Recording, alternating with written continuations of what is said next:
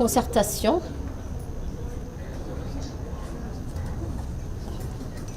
et d'élaboration des programmes de formation pour accompagner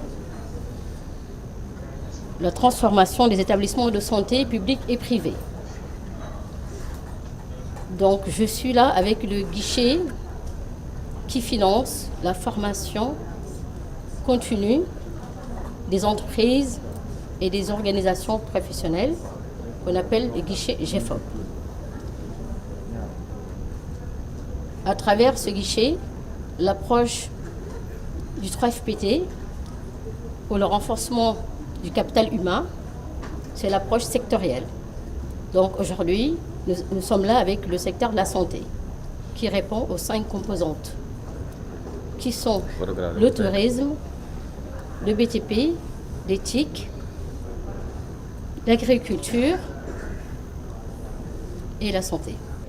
Voilà, je représente ici l'Alliance du secteur privé de la santé qui regroupe tous les acteurs, que ce soit du privé, qui œuvrent dans le domaine de la santé, comme le syndicat des médecins privés, pharmaciens privés, chirurgiens dentistes privés, les paramédicaux privés, l'association des médecins, pharmaciens biologistes, l'association des médecins d'entreprise, les paramédicaux d'entreprise, tous ceux qui sont au niveau de l'offre comme de la demande et ceux qui œuvrent au niveau des ONG, qui œuvrent dans le domaine de la santé et les écoles privées de santé, et tous ceux qui sont au niveau de la demande, comme les mutuelles de santé communautaire, etc. Donc c'est tous les acteurs qui sont regroupés au sein de l'Alliance du secteur privé de la santé et avec la cartographie que le ministère a élaborée pour l'Alliance.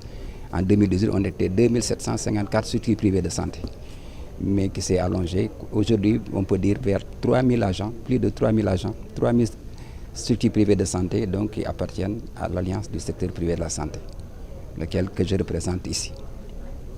Et vous avez tout à l'heure identifié quelques besoins de formation. Oui, il y a des besoins quand même qu'on a pu voir, quelques besoins, mais nous sommes dans les 14 régions du Sénégal. Dans les 13 régions autres que Dakar, nous avons des bureaux régionaux. Et à Dakar, il y a 4 bureaux départementaux à Guédiawaye, Pikine, Rufisque et Dakar.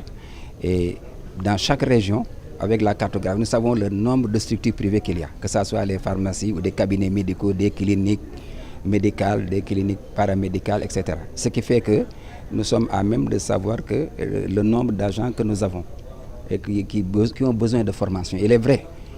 Après la mise en place de l'Alliance en 2014, on a signé un mémorandum d'entente entre l'Alliance du secteur privé de la santé et le ministère.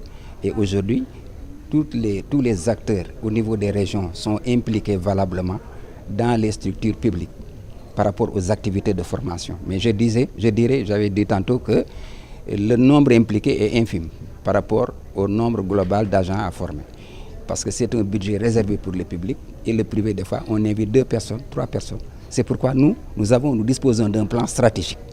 Ce plan stratégique, chaque année, nous élaborons un plan d'action annuel. Et le plan 2021 est disponible pour des financements des formations. Parce que la santé, c'est la formation. Parce que la santé, c'est toujours une remise en question des protocoles, des normes, des algorithmes, comment soigner les nouveaux médicaments qui sortent. Des fois, le public est au courant, mais le privé n'est pas au courant en entier. Ce qui fait que 3FPT est venu à son heure.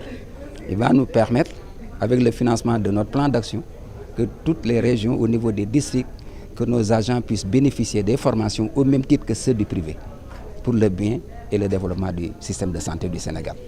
Tous les acteurs au niveau des régions sont impliqués valablement dans les structures publiques par rapport aux activités de formation. Mais j'avais dit tantôt que le nombre impliqué est infime par rapport au nombre global d'agents à former. Parce que c'est un budget réservé pour le public et le privé, des fois, on invite 2 personnes, 3 personnes. C'est pourquoi nous disposons d'un plan stratégique. Ce plan stratégique, chaque année, nous élaborons un plan d'action annuel et le plan 2021 est disponible pour des financements des formations. Parce que la santé, c'est la formation. Parce que la santé, c'est toujours une remise en question des protocoles, des normes, des algorithmes, comment soigner les nouveaux médicaments qui sortent. Des fois, le public est au courant, mais le privé n'est pas au courant en entier. Ce qui fait que 3FPT est venu à son heure. Il va nous permettre, avec le financement de notre plan d'action, que toutes les régions, au niveau des districts, que nos agents puissent bénéficier des formations au même titre que ceux du privé, pour le bien et le développement du système de santé du Sénégal. Oui. D'accord.